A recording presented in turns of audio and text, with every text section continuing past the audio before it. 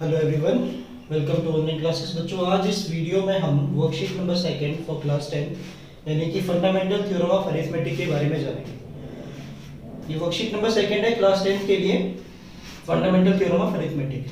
तो fundamental theorem of arithmetic समझने से पहले सबसे पहले हम समझते हैं दो टर्म्स, यानी कि प्राइम नंबर और कंपोजिट नंबर। क्या होता है प्राइम नंबर और क्या होता है कंपोजिट नंबर्स। प्राइम नंबर यानी कि अभाज्य संख्या और कंपोजिट यानी कि भाज्य संख्या। प्राइम नंबर क्या होते हैं? ऐसे नंबर्स जिनके सिर्फ और सिर्फ दो फैक्टर होते हैं, उन नंबर को हम लोग क्या कहते हैं? प्राइम नंबर कहते हैं। विच हैव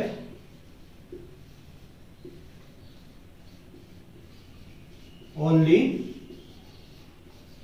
टू फैक्टर्स, जिसके सिर्फ दो फैक्टर होते हैं। वो दो फैक्टर कौन सा होता है? एक 1 होता है और एक खुद वो नंबर। फॉर एग्जांपल, अगर मैं 2 की बात करूं तो 2 के कितने फैक्टर्स होते हैं? 2 के फैक्टर्स होते हैं 1 और 2। कितने फैक्टर्स हैं? 2 फैक्टर हुए। तो ये नंबर क्या है हमारे पास? प्राइम नंबर हो गया। उसी तरह से अगर मैं 3 की बात करूं तो 3 के भी कितने फैक्टर हुए? 3 के भी 2 फैक्टर होते हैं। 3 के फैक्टर कहने का मतलब है कि गुणनफल कौन कौन से, यानी कि किस किस के पाढ़े में आते हैं। तो ये किस किस के पाढ़े में आता है? 3 1 के पाढ़े में आता है और 3 के पाढ़े में आता है। इसलिए 3 भी क्या है हमारे पास? प्राइम नंबर है। 2 भी प्राइम नंबर। उसी तरह से अगर मैं 4 की अगर बात करूं तो 4 की अगर मैं फैक्टर देखूं तो 4 के फैक्टर क्या क्या होते हैं? 4 किस किस के पाढ़े में आता है? 1 के पाढ़े में आता है, 2 के पाढ़े में आता है और 4 के पाढ़े में आता है। तो इसके 2 से ज्यादा फैक्टर हो गए, तो ये प्राइम नंबर नहीं है। तो प्राइम नंबर कौन से होते हैं बच्चों? जिनके सिर्फ और सिर्फ 2 फैक्टर होते हैं, एक वो 1 और एक वो खुद ही जो नंबर है, वो दोनों अगर फैक्टर हैं तो उनको हम लोग क्या कहते हैं? प्राइम नंबर कहते हैं, यानी कि अभाज्य संख्या। उसी तरह से जो प्राइम नंबर नहीं होते हैं वो कंपोजिट नंबर हो गए, यानी कि जिनके 2 से ज्यादा फैक्टर हो गए। Which have more than 2 factors, जिसके 2 से ज्यादा फैक्टर्स होते हैं उसको हम लोग क्या कहते हैं? कंपोजिट नंबर कहते हैं। फॉर एग्जांपल 4 के प्राइम फैक्टर्स कौन कौन से हैं? 4 के फैक्टर हो गया हमारे पास 1 हो गया, 2 हो गया, 4 हो गया। तो 2 से ज्यादा फैक्टर है, इसीलिए क्या हो गया? कंपोजिट नंबर हो गया। उसी तरह से 6 की अगर बात करूं तो 6 के फैक्टर 1 हो गया, वो 2 के टेबल में भी आता है, 3 के टेबल में भी आता है और 6 के टेबल में भी आता है। तो इसीलिए ये क्या हो गया हमारे पास? Composite number. इसी तरह से और कंपोजिट नंबर कौन से हो जाएंगे? 8 हो जाएगा हमारे पास कंपोजिट नंबर। 1 के टेबल में आता है, 2 के टेबल में आता है, 4 के टेबल में आता है और 8 के टेबल में आता है। तो 2 से ज्यादा अगर फैक्टर हैं तो उसे हम लोग क्या कहते हैं? कंपोजिट नंबर कहते हैं। सेम टू सेम अगर 9 की बात करें तो 9 भी हमारे पास कंपोजिट नंबर है।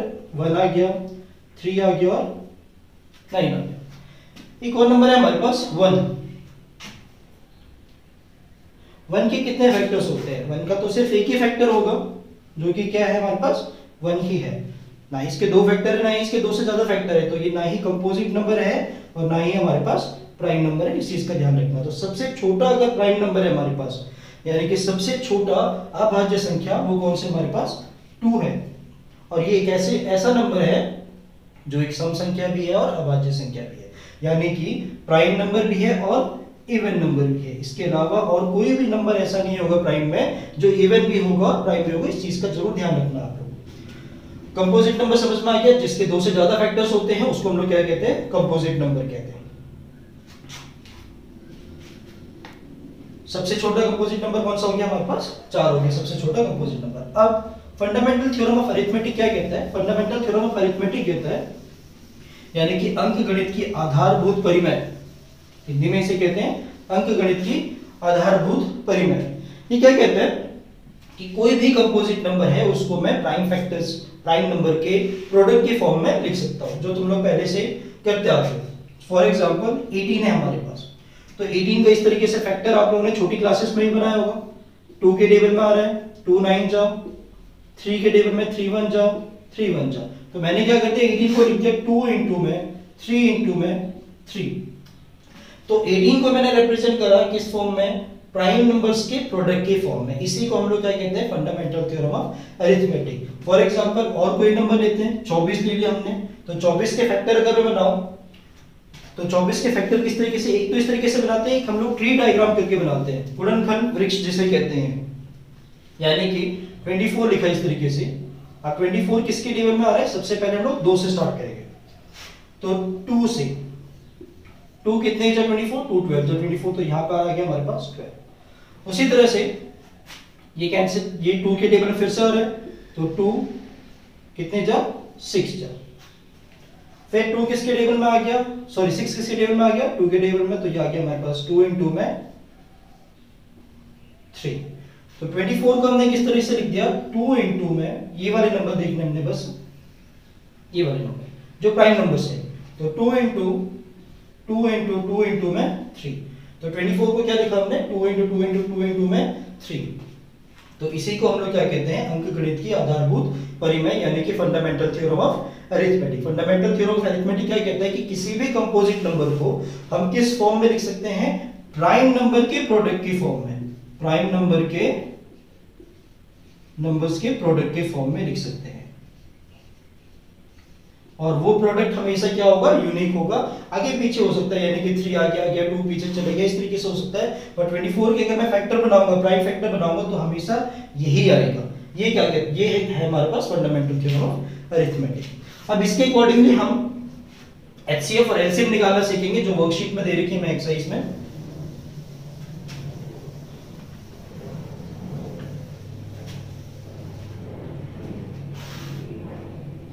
फॉर एग्जाम्पल 2 नंबर है हमारे पास 15 और 18। अब 15 और 18 का हमें एचसीएफ निकालना सीखना है और एलसीएम निकालना सीखना है। तो किस तरीके से हम निकालेंगे, सबसे पहले 15 के प्राइम फैक्टर्स बना देंगे। 15 के प्राइम फैक्टर्स इस तरीके से बना सकते हो, यह गया हमारे पास 15 किसके टेबल में आ रहा है, 3 के टेबल में आ रहा है, 3 5 जा 15, 5 1 जा 5, तो यह आ गया हमारे पास 3 × 2 में 5। दूसरा आ गया हमारे पास 18 नंबर, 18 को हम लोग बनाएंगे तो किस तरीके से आ जाएगा, 18 2 के टेबल में आ रहा है, 2 9 जा 18, 3 3, यानी कि इसे लिखेंगे 2 × 2 में 3 की पावर 2 बार है 3 हमारे पास, 3 1 जा 3, 3 2 बार है तो इसे लिख दिया 3 की पावर 2। अब हमें 15 और 18 का एलसीएम और एचसीएफ निकालना है, तो बिल्कुल ध्यान से समझना इस चीज को। एचसीएफ अगर निकाल रहे हैं हम लोग 15 और 18 का, तो एचसीएफ मतलब होता है हाईएस्ट कॉमन फैक्टर, यानी कि जो दोनों में कॉमन है, जो दोनों में कॉमन फैक्टर है उसको हमें देखना है। तो आपको क्या देखना है, सबसे पहले ये देख लो कि दोनों में कॉमन नंबर कौन कौन सा हमारे पास, तो दोनों में कॉमन नंबर है हमारे पास 3, तो मैंने 3 लिख दिया।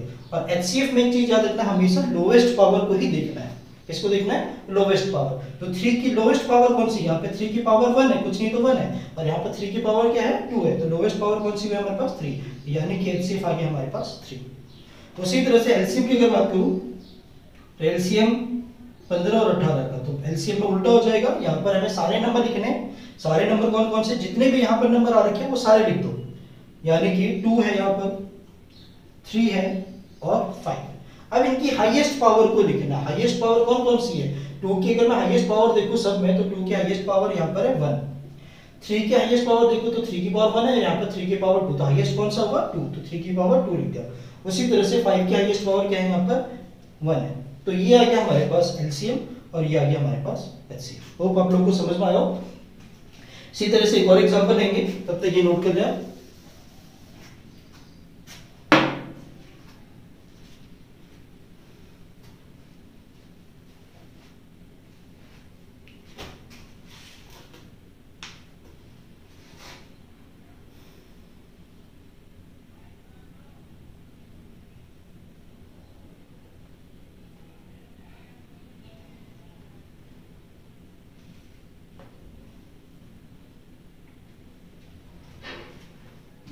ये आपकी एक्सरसाइज का एक्सरसाइज 1.2 में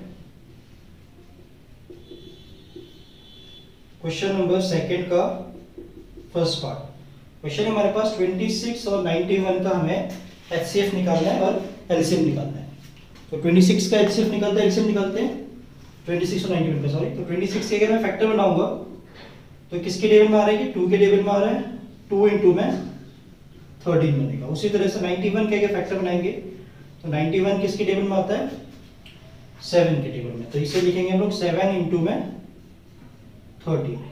अब हमें क्या निकालना है, ये हमने बना दिया इसके फैक्टर्स, प्राइम फैक्टर्स। हमेशा ध्यान रखना यहाँ पर प्राइम नंबर ही आने चाहिए, यानी कि अभाज्य संख्या ही आनी चाहिए, इसके अलावा कुछ नहीं आना चाहिए यहाँ पर। अब हमें निकालना है इसका HCF 26 और 91 का। तो HCF क्या आ जाएगा इनका, जो दोनों में कॉमन हो। HCF में क्या देखना है हमें, दोनों में कॉमन, तो दोनों में कॉमन कहाँ रखा है, 13 आ रखा है, और इनकी लोवेस्ट पावर कौन सी, इनकी पावर 1 1 ही है, तो लोवेस्ट पावर 1 ही है, यानी कि 13 हमारा क्या आ गया, HCF आ गया। उसी तरह से LCM की बात करते हैं, तो LCM में क्या लिखना है हमें, LCM में आ जाएंगे हमारे पास सारे नंबर्स। तो सारे नंबर कौन कौन से हैं, सारे नंबर यानी कि सारे डिजिट एक एक बार लिख देना है। 7 है, 2 है, 7 है और 13 है। 13 को दो बार नहीं लिखना है, एक ही बार लिखना है। अब इनकी पावर्स को हमें देखना है, तो इसकी पावर 2 की हाईएस्ट पावर क्या दिख रही है सब में, 2 की हाईएस्ट पावर है हमारे पास यहाँ पे 1। उसी तरह से 7 की हाईएस्ट पावर क्या है, 7 की हाईएस्ट पावर भी 1 है, 13 की हाईएस्ट पावर भी 1 है। तो ये हमारे पास एलसीएम आ जाएगा, इन तीनों को मल्टीप्लाई कर देंगे वो हमारे पास एलसीएम आ जाएगा। इसी तरह से 3 नंबर का भी हम एलसीएम निकाल सकते हैं, इसी फॉर्मेट से देखेंगे। इसी एक्सरसाइज का थर्ड क्वेश्चन,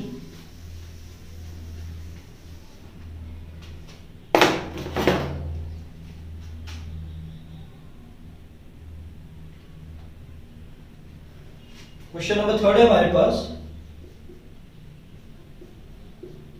12, 15 और 21। इसका हमें एचसीएफ निकालना है और एलसीएम निकालना है। तो सेम हम फैक्टर बनाएंगे पहले। सबसे पहले बनाया 12 का फैक्टर, तो 12 के क्या क्या फैक्टर बनेंगे,